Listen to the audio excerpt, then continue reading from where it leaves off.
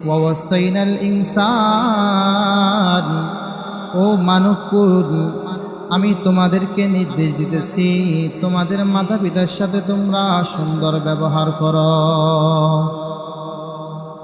এখানে দেখেন আল্লাহ তাআলা ওয়াসাইনা শব্দ ব্যবহার করেছেন।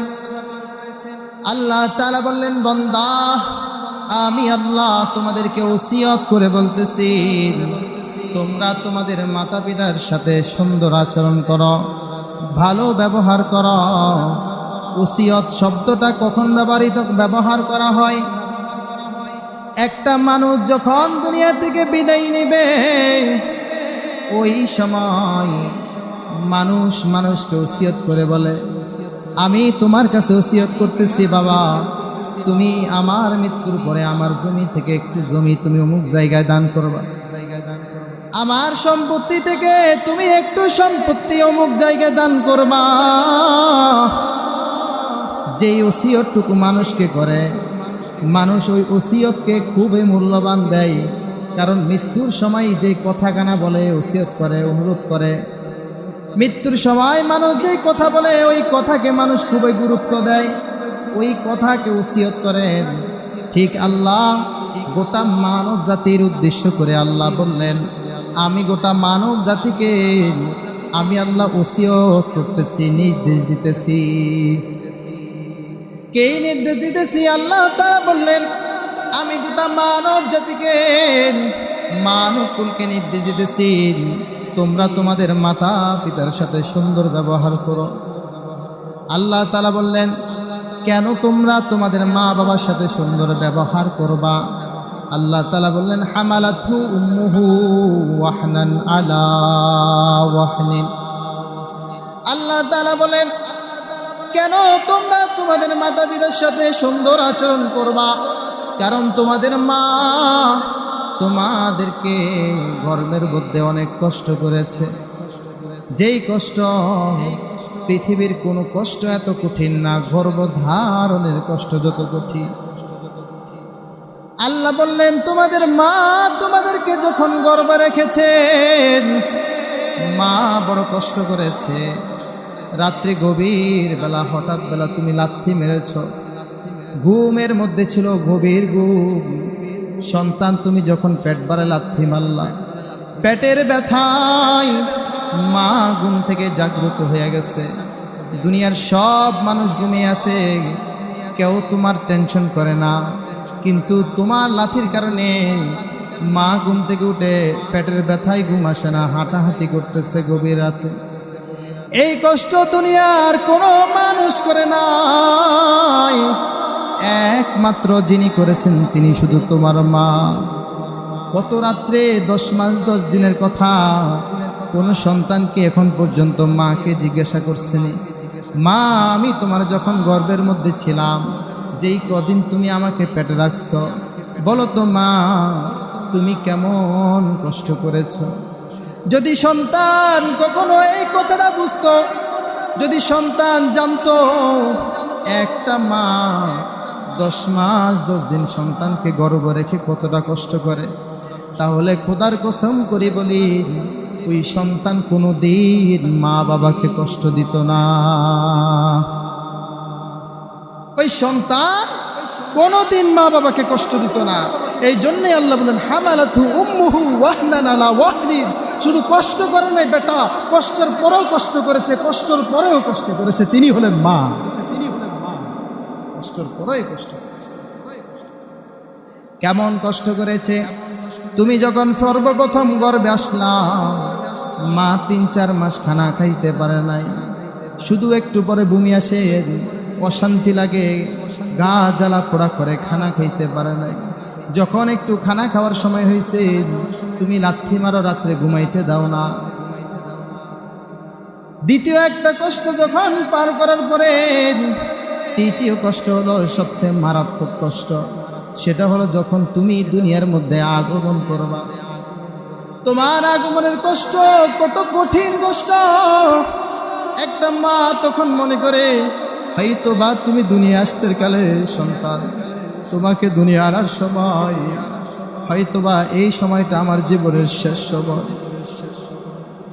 একটা মাকে জিজ্ঞাসা যদি করা হয় সবচেয়ে নিরাশ মুহূর্ত তুমি কখন ভোগ করো, বলবে বাবা তুই যখন দুনিয়ার মধ্যে আগমন করবি ওই আগমনের সময়টা আমার মনে হয় ওই রাতটা আমার জীবনের শেষ রাত। এত কষ্ট করে মনে হয় যে ওই রাতটা হয়তো বা তার আর কাটবে না, সন্তান বাঁচে কিনা মরে সেটা জানে না, তবে মনে হয় নিজে আর জীবনেও আর হয়তো হায়াত পাবে না, আজকের রাতটা হয়তো বা তার শেষ রাত। কিন্তু এত কষ্ট করার পরে কষ্ট শেষ না। যখন কষ্টের পরে চোখ দুটা কান্না মাখা চোখটা মেলে আর যখন তোমার চাঁদ মাখা মুখটা মা দেখে তখন আর মায়ের সেই কষ্টটা কেটে যায়, মায়ের সেই কষ্ট কেটে যায়। যখন তুমি দুনিয়ায় আসো আল্লাহ বললেন আমি তোমার মাকে আরেকটাও কষ্ট দিই। তুমি যখন দুনিয়া আসলা অফিসালহু ফি আমাইন, আল্লাহ তাআলা বলেন তোমার মা তোমাকে 2 বছর দুধ খাওয়ায়। কত বছর? একদিন নয়, 2 দিন নয়, 2টা বছর তুমি মায়ের বুকের দুধ খাও। মায়ের বুকের দুধটা যখন তুমি চোষণ করো মায়ের শরীরের রক্ত দুধ হইয়া তোমার জবানে যায়, তোমার মুখে যায়। তুমি যখন দুনিয়ার মধ্যে আসো তখন দুনিয়ার কোনো খাবার তোমার জন্য উপযোগী নয়। যত হোটেলে দামি খাবার হোক, যত দামি খাবার হোক, কিন্তু তোমার জন্য ওই খাবার উপযোগী না, তোমার জন্য ওই খাবার উপকারী না। কিন্তু আল্লাহ তোমার মার ভিতরে তোমার জন্য যে খাবারটা দান করেছে, একদিন নয়, 2 দিন নয়, 2টা বছর, রাত্রে নয়, দিনে নয়, রাত্র মা ঠিক মতো ঘুমাতে পারে না, একটু পর পর তোমাকে খানা খাওয়ায়। কিন্তু সন্তান ওই মায়ের সাথে একটু সুন্দর আচরণ করতে পারে না। আল্লাহর ওলি শিবলি নোমানী রহমাতুল্লাহ আলাইহি, শিবলি নোমানী রহমাতুল্লাহ আলাইহি একটা ঘটনা উল্লেখ করেছেন। তিনি একবার হজের মধ্যে গেলেন, এক ব্যক্তিকে দেখলেন কাবা শরীফের সামনে মাকাম ইব্রাহিমের সামনে দাঁড়াইয়া দাঁড়াইয়া কান্না করে। আল্লাহর ওলি পরের বছর যখন আবার হজে গেলেন একই ব্যক্তিকে দেখলেন আবারও মাকাম ইব্রাহিমের সামনে দাঁড়াইয়া কান্না করে। আল্লাহর কুতুব জিজ্ঞাসা করলেন, ও ভাই তুমি কেন এত কান্না করো? গত বছর আমি হজে আসলাম দেখলাম তুমি কান্না করো, এই বছরও যখন আমি হজে আসলাম দেখি তুমি কান্না করো। ভাই তোমার কি সমস্যা? তুমি এত কান্না কেন মালিকের দরবারে করো? তোমার তো আমি দেখতেছি 2টা চক্ষু নাই, একটা পা নাই, 2টা চক্ষু নাই তবুও কান্না করে, একটা পা নাই তবুও কান্না করে। আল্লাহর কুতুব বলে তোমার তো চক্ষু নাই, তোমার তো চোখের গুনাহ হয় না, তোমার তো পা নাই, তুমি প্রতিবন্ধী, তুমি কেন এত বেশি কান্না করো? তিনি আল্লাহর কুতুবকে জবাব দিলেন, আপনি যে আমাকে জিজ্ঞাসা করলেন আমার আপনার কথা শুনে মনে হচ্ছে আপনি অনেক বড় একজন বুজুর্গ, অনেক বড় একজন বুজুর্গ। আমার মনে হচ্ছে আপনার কান্না দেখে বা আপনার কথা শুনে মনে হচ্ছে আপনি একজন বড় বুজুর্গ। ব্যক্তি জিজ্ঞাসা করল, ভাই আপনি কি আমার কথা শুনতে চান কিনা? আমি কেন কাবার সামনে দাঁড়ায় দাঁড়ায় কান্না করি? আমি আজকে 1 দিন নয়, 2 দিন নয়, অনেক বছর যাবত এই কাবা ঘরের সামনে দাঁড়ায় শুধু কান্না করি। আমি একটা বড় গুনাহ করেছি, আল্লাহ কি আমার বড় গুনাহকে ক্ষমা করবে কিনা? বড় গুনাহকে ক্ষমা করবে কিনা, এই জন্য আমি কান্না করতেছি। আল্লাহর ওলি শিবলি নোমানী রাহমাতুল্লাহ আলাইহি জিজ্ঞাসা করলেন, ও ভাই তুমি এমন কি গুনাহ করেছ? তোমার তো 2টা চক্ষু নাই, পাটাও নাই, তারপরও তুমি এত বেশি কান্না করতেছ কেন? তিনি জবাব দিলেন, আমার বাবা ছোট্টবেলা আমাকে রেখে দুনিয়া থেকে বিদায় নিয়ে চলে গেছে। তারপরে আমি আমার মার কাছে বড় হই। একদিন দুই দিন আমার মা আমাকে একদিন দুই দিন করে করে করে করে আস্তে আস্তে বড় করলেন। আমার মা নিজে না খানা খেয়ে আমাকে খানা খাওয়াইলো। আমার মা পরের বাড়িতে কাজ করে কষ্ট করে দুই মুঠো খানা এনে আমার মা আমার মুখে দিল। আমি যখন বড় হলাম, কর্ম করার বয়স হলো, মা আমার অসুস্থ হয়ে গেলেন, বৃদ্ধ হয়ে গেলেন। এখন আর মা আগের মতো কাজকর্ম করতে পারে না। মা আমাকে চিন্তা করলো একটা বিবাহ করাবে। মা আমার জন্য একটা মেয়ে দেখলেন। মেয়ে দেখার পরে আমি তাকে বিবাহ করলাম। বিবাহ করার পরে কিছুদিন ভালো কাটলো। তারপরে মায়ের সাথে আমার বিবির সাথে মোহাব্বত হয় না, শুধু মায়ের সাথে আমার বিবির সাথে ঝগড়া হয়। একদিন হুজুর আমি আমার বিবিকে বললাম, ও বিবি, আমি কাঠ কাটতে যাব জঙ্গলের মধ্যে। বিবি, আমার বড় ক্ষুধা লাগে। পুরুষ মানুষ যখন কর্ম করতে যায় সাধারণত তার ক্ষুধা লাগে কর্মের কারণে। তিনি জঙ্গলে কাঠ কাটতে যাবে। কাঠ কাটা অনেক কষ্ট না? কুড়ালের কাজ যারা করে অনেক কষ্ট না? আল্লাহর ওলির কাছে বলতেছে, ভাই আমি যখন কাঠ কাটতে যাব, বিবিকে বললাম, বিবি দুপুর বেলা আমার প্রচুর খিদা লাগে, তুমি রান্না বান্না করে একটু খাবার আমার জন্য জঙ্গলে নিয়ে যাইবা। বিবি বলল ঠিক আছে। স্বামী চলে গেল, ওই জঙ্গলে গিয়া কাঠ কাটলেন। সন্ধ্যা হয়ে গেল, বিবির কোনো খবর নাই। এক তো ক্ষুধার্ত, দুই নম্বরে মন মেজাজ খারাপ। কারণ সকাল থেকে একটা পুরুষ যদি সন্ধ্যা পর্যন্ত খানা না খায় তার মেজাজ ঠিক থাকে না। সন্ধ্যাবেলা যখন বিবির কাছে গেল, যায়া বিবিকে বলল, ও বিবি, তোমার কি হয়েছে? তোমাকে না আমি বললাম দুপুর বেলা আমার জন্য তুমি খাবার নিয়ে যাইবা? আমি তো খানা খাই নাই, সারাটা দিন ক্ষুধায় আমার জীবন কাটলো। কারণ কি? বিবি ডাক দিয়া বলল, স্বামী, আজকে তোমার সাথে আমার একটা চূড়ান্ত ফয়সালা হবে। চূড়ান্ত ফয়সালাটা কি? ফয়সালা হলো হয়তোবা তোমার ঘরে তোমার মা থাকবে না, হয় আমি থাকবো। তোমার মা আজকে আমার সাথে ঝগড়া করেছে, এই জন্য খাবার রান্না করি নাই। তোমার মা ওখানে খাই নাই, আমিও খাই নাই, তোমার জন্য খাবার নেই নাই। আজকে তোমার সাথে চূড়ান্ত ফয়সালা হবে। হয়তোবা তো এই ঘরে তোমার মা থাকবে না, হয় আমি থাকবো। পুরুষ মানুষ মাথা গরম হয়ে গেল। শীতের দিন সন্ধ্যাবেলা দেখতেছেন মা বাইরে উঠানের মধ্যে আগুন জ্বালিয়ে আগুন ফোয়াতেছে। সন্তানের মাথা গরম হয়ে গেল। ঘর থেকে দূরে আসে পা দিয়া মায়ের গায়ে একটা লাথি মেরে মাকে আগুনের মধ্যে ফেলে দিল।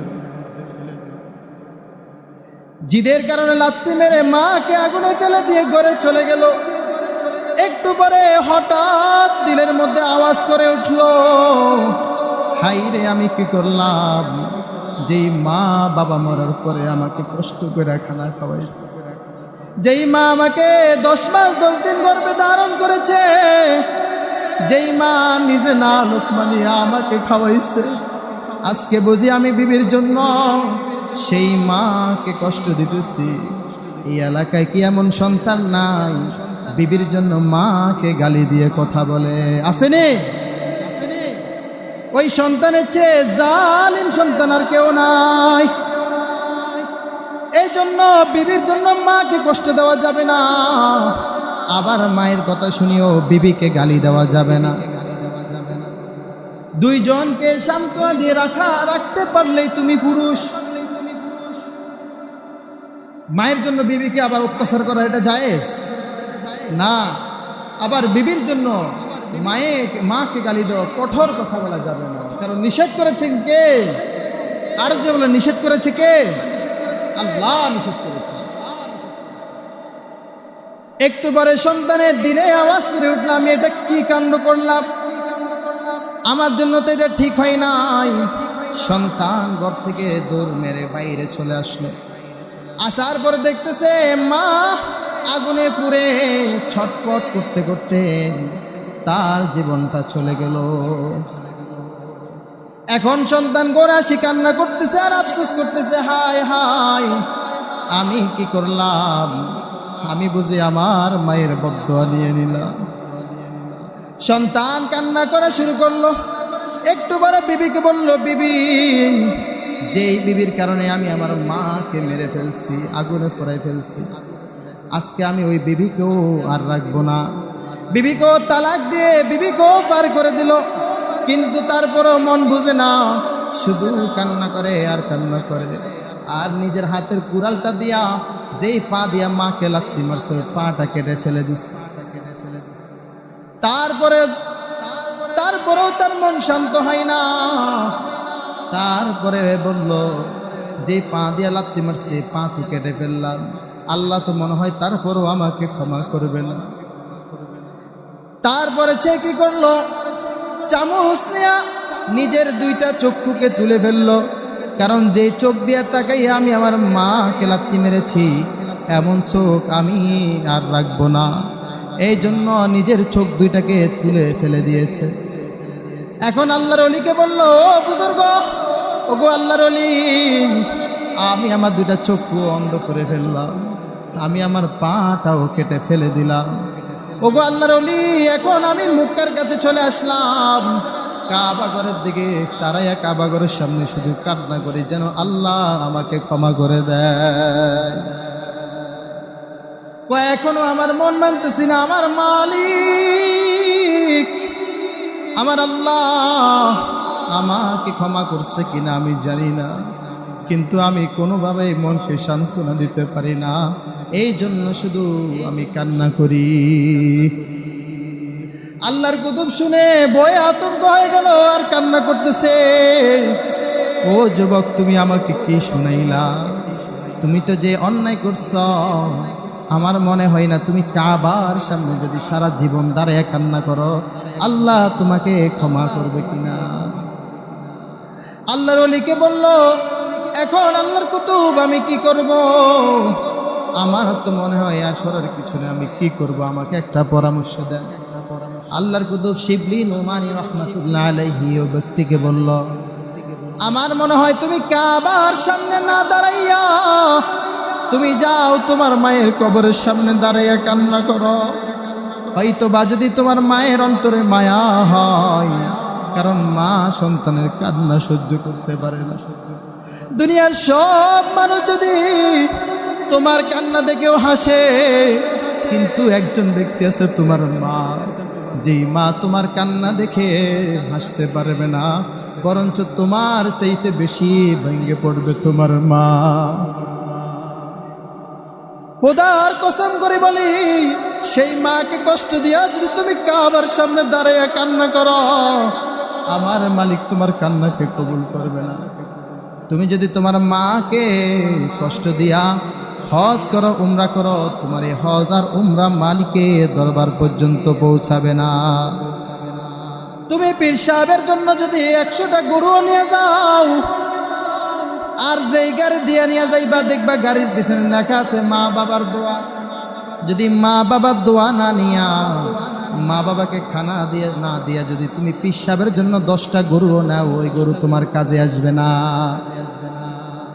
তোমার জন্য যদি গোটা পৃথিবীর সমস্ত বুজুর্গ একত্রিত হইয়াও দোয়া করেন, আর যদি তোমার মা তোমার জন্য বদদোয়া করে, ও যুবক কান খুলিয়া শুনি রাখ, তোর মার বদদোয়াটাই তোর কাজে লাগে যাবে। তোর মায়ের বদদোয়া তোর গায়ে লেগে যাবে। ওটা দুনিয়ার সব বুজুর্গকে যদি একত্রিত করে দোয়া করার কাজে লাগবে না। এজন্য মা বাবাকে সম্মান করো, মা বাবার খেদমত করো, মা বাবাকে কষ্ট দিও না। তোমার মায়ে তোমার জন্য সবচেয়ে বড় বুজুর্গ।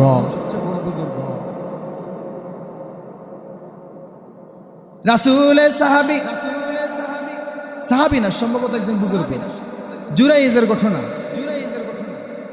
জুরাইজ নামাজ পড়তেছেন, বড় আবেদ ছিল, আল্লাহর ওলি ছিল।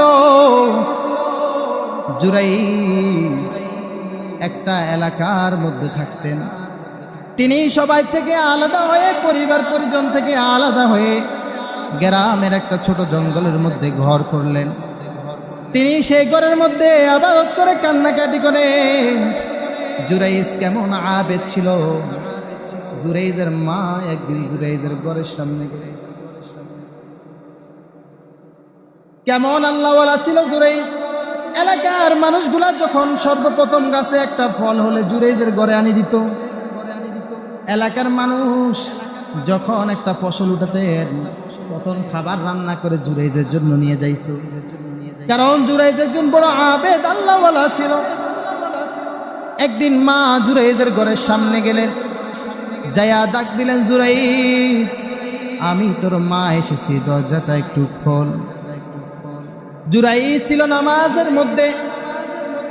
এখন জুরাইজ নামাজের মধ্যে ভাবতেছে, সলাতি ওয়া উম্মি, সলাতি ওয়া উম্মি। এখান দিয়ে আমি নামাজ পড়তেছি, নামাজ আল্লাহকে সেজদা করতেছি। ওখান দিয়ে আমার মা আমাকে ডাকতেছে, মালিক তুমি আমাকে কি পরীক্ষায় পালাইলা? এখান দিয়ে তোমার সামনে আমাকে দাঁড় করাইয়া রাখলা, ওখান দিয়ে আমার মা আমাকে ডাকতেছে। এখন কি আমি আমার মালিককে সেজদা দেব নাকি মায়ের ডাকে সাড়া দেব?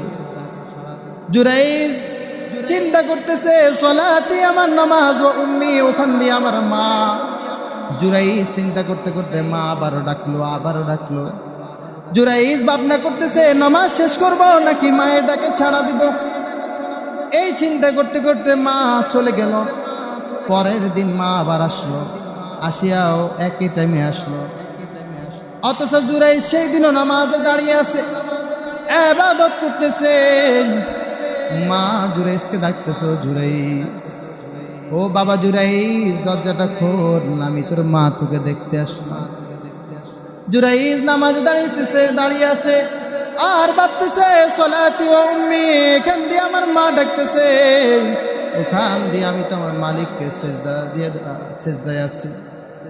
এখন কি আমি আমার মায়ের ডাকে সাড়া দিব নাকি মালিকের ডাকে সাড়া দিব? পরের দিন একই রকম করলো। সে চিন্তা করতে করতে মা চলে গেল, সে নামাজে ছিল। তৃতীয় দিন যখন একই রকম করলো, মায়ের অন্তরে একটা কষ্ট চলে আসলো। জুরাইজের প্রতি মার একটা কষ্ট চলে আসলো। মা জুরাইজকে বদদুয়া দিয়ে দিল, আল্লাহ যেন তোর এই বুজুর্গকে ছুটাইয়া দেয়, আল্লাহ যেন সমাজে তোকে লজ্জিত করে। মা যখন কষ্ট পেয়ে এই কথা বলে মা ঘরদুয়ার থেকে চলে গেল। কিছুদিন পরে একটা মহিলার একটা জারজ সন্তান হলো। এলাকার মানুষ সমালোচনা করতেছে, এই মহিলার তো স্বামী নাই, কিভাবে এর সন্তান হয়? মহিলা কি করবেন?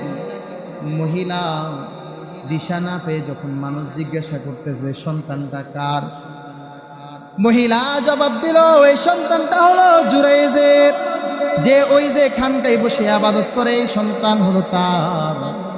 জিনার অপবাদ দিল আল্লাহর কুতুবের উপরে, জিনার অপবাদ দিল আল্লাহর কুতুবের উপরে। এখন এলাকার মানুষ তো রাগ হয়ে গেল। ওরা তো আমরা বুজুর্গ ভাবছিলাম, নিজের কাছে ফল ধরলে নিজের আগে না খেয়ে ওকে খাওয়াইতাম, এত বড় বুজুর্গ ভাবতাম। ওর দ্বারা কি এমন একটা খারাপ কাজ হওয়া আশা ছিল কিনা আমাদের? ওর থেকে তো আমরা এমনটা আশা করি না, ওর থেকে তো আমরা। এখন এলাকার মানুষ সব জুরাইজের ঘরে গেল, গিয়া জুরাইজের ওই ইবাদত খানার মধ্যে আগুন লাগাইয়া দিল। জুরাইজকে ঘর থেকে টাইনা বার করলো, তোরে এই ইবাদত খানা বন্ডামি খানা বন্ধ করে দে, কারণ তুই এই ইবাদত খানা থাকস আর জিনা করস।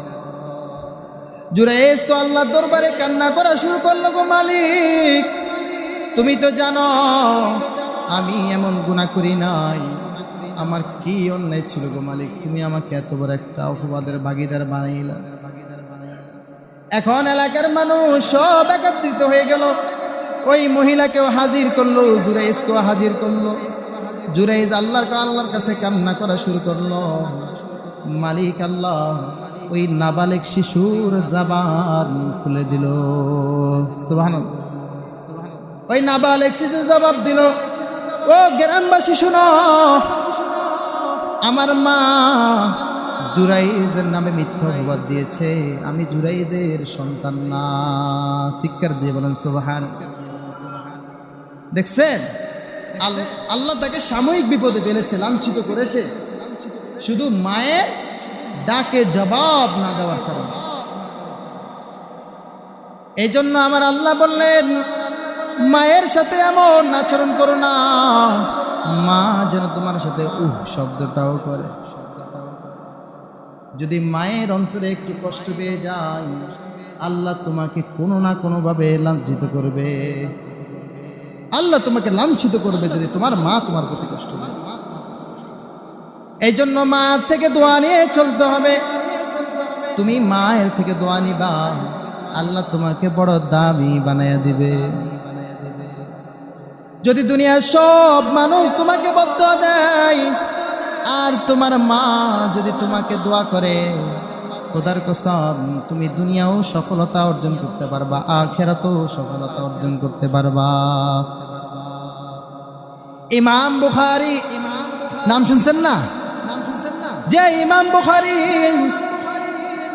যার কিতাব গোটা বিশ্বের মধ্যে আল্লাহর কোরআনের পরে তার কিতাবের মর্যাদা, যিনি রাসূলের হাদিস সবচেয়ে বেশি হাদিস সংগ্রহ করেছেন তার কিতাবের মধ্যে, ইমাম বুখারীর নাম শুনলেই মানুষ অন্তর থেকে দোয়া করে। তার মতো এত বড় খেদমত কোনো মুহাদ্দিস করতে পারে নাই, যত বড় খেদমত ইমাম বুখারী করেছে। ইমাম বুখারী যখন 8 বছর বয়স, আমার নবীর মতো ইমাম বুখারীর বাবাও দুনিয়া থেকে জন্মের আগেই চলে গেছে। আমার নবী এতিম ছিলেন, ইমাম বুখারীও এতিম ছিলেন। ইমাম বুখারীর বাবা স্ত্রীকে বলল, ইমাম বুখারীর আম্মাকে বলল, ও বিবি, আমি যদি দুনিয়া থেকে চলে যাই, তারপরও আমার ছেলেকে তুমি বড় একজন হাদিসের মুহাদ্দিস বানাইবা।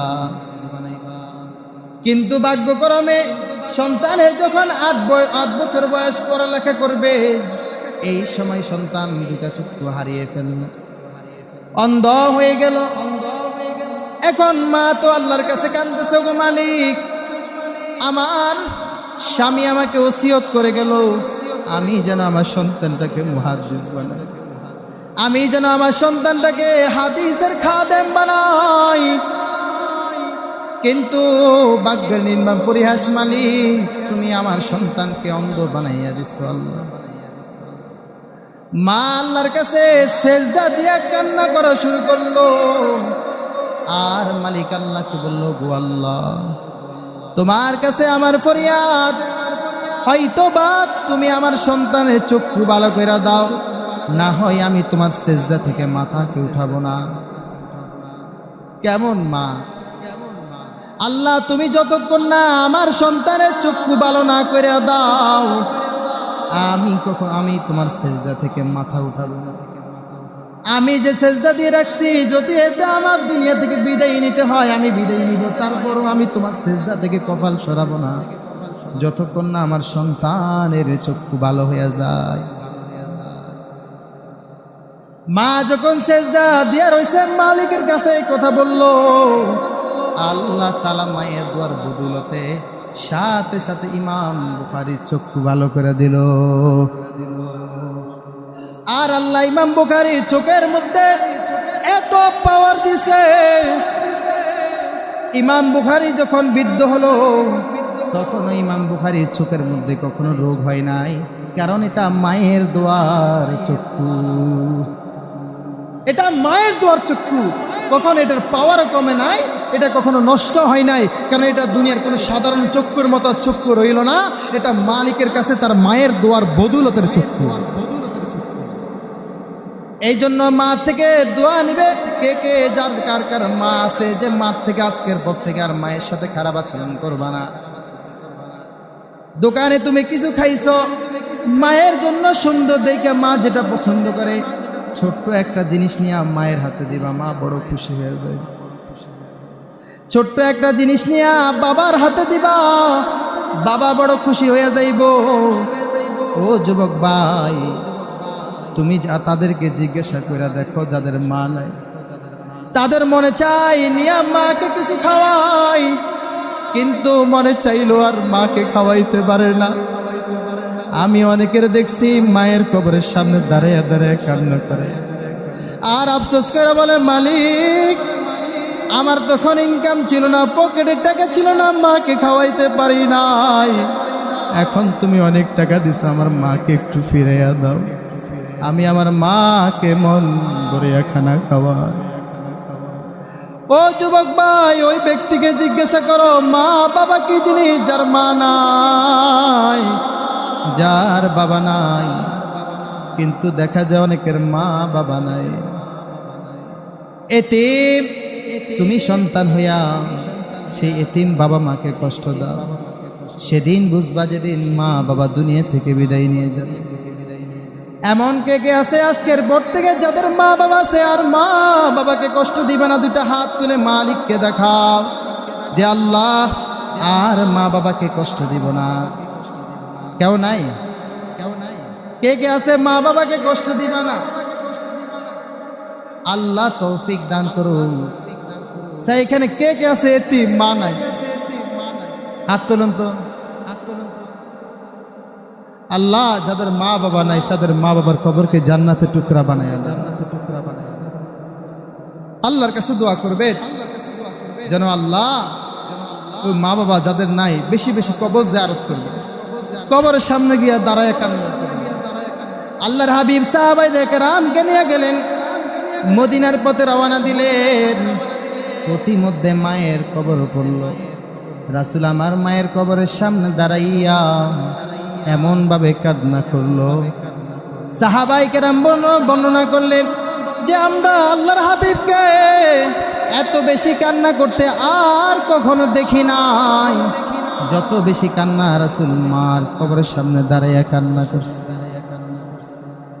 এই জন্য বেশি বেশি মা বাবার কবরের সামনে দাঁড়াইয়া কান্না করবেন, মালিকের কাছে দোয়া করবেন, আল্লাহ তুমি আমার মার কবরকে বাবার কবরকে জান্নাতে টুকরা বানাইয়া দাও। রব্বি হাবলি মিনাস সালিহিন, সন্তানের জন্য দোয়া করবেন, নেককার সন্তান যেন আল্লাহ আপনাদেরকে দেয়। সন্তানকে দিন শিক্ষা দিবেন, কোরআন শিক্ষা দিবেন। আমরা আজকে মা বাবা সন্তানের হক আদায় করি না, দিন শিক্ষা কোরআন শিক্ষা দিই না, শুধু দুনিয়াদার বানানোর পেরেশানি। আপনি ইঞ্জিনিয়ার বানান, ডাক্তার বানান, কোনো সমস্যা নাই, অন্তত মাদ্রাসায় চতুর্থ পঞ্চম পর্যন্ত দিনই শিক্ষাটা দিবেন, কোরআন শিক্ষাটা দিবেন, হাদিস শিক্ষা দিবেন। আমি বলি আপনার সন্তান কখনো আপনার নাফরমানি করবে না যদি আপনি সন্তানকে দ্বীনি ইলম শিক্ষা দেন। সন্তানের জন্য দোয়া করবেন, মা বাবার কবর বেশি বেশি জিয়ারত করবেন। ইনশাআল্লাহ আল্লাহ আপনাদেরকে দুনিয়া এবং আখিরাতে কামিয়াবি দান করবেন। যে কথাগুলো বলেছি আল্লাহ আমাদেরকে আমল করার তৌফিক দান করুন, মাতা পিতার বাধ্য হয়ে সুন্দর ব্যবহার করে চলার তৌফিক দান করুন। ওয়া আখির দাওয়ানা আলহামদুলিল্লাহ।